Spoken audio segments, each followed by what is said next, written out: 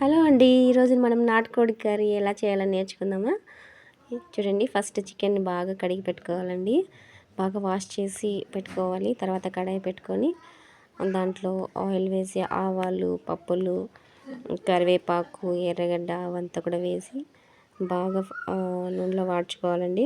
తర్వాత మిక్సీలో మనం ఆల్రెడీ తీసి పెట్టుకుంటాం కదా, వెల్లుల్లి, పట్టా, చెక్క, లవంగాలు, తెల్ల టెంకాయ అవంతా కూడా సపరేట్గా మిక్సీ పట్టుకుంటే బాగుంటుంది.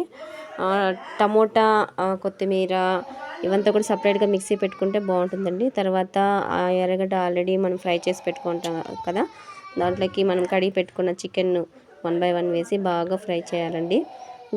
దీంట్లో ఓన్లీ ఉప్పు వేసి ఫ్రై చేసుకోవాలి. దాంట్లో చూడండి, వాటర్ అయితే వేయలేదు, బట్ అది వాటర్ దాంట్లోనే వస్తుంది, వాటర్ చికెన్లో నుంచి.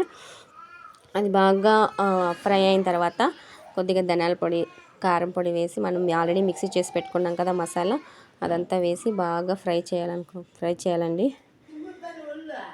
చూస్తున్నారు కదా వీడియోలో, బాగా అదంతా మసాలా వేసిన తర్వాత అప్పుడు కూడా వాటర్ వేయలేదు, దాంట్లోనే లాస్ట్లో కొద్దిగా వాటర్ వేసి, ఇంకా నాటుకోడి కదండి, ఉడకడం టైం పడుతుంది, దాన్ని కుక్కర్లో 4 విజిల్ పెట్టాక సో ఫైనల్గా మనకి చికెన్ ఇలా రెడీ అయిందండి. కర్రీ గట్టిగా లాస్ట్లో కొత్తిమీర మనం గార్నిష్ చేసుకుంటే చికెన్ కర్రీ రెడీ.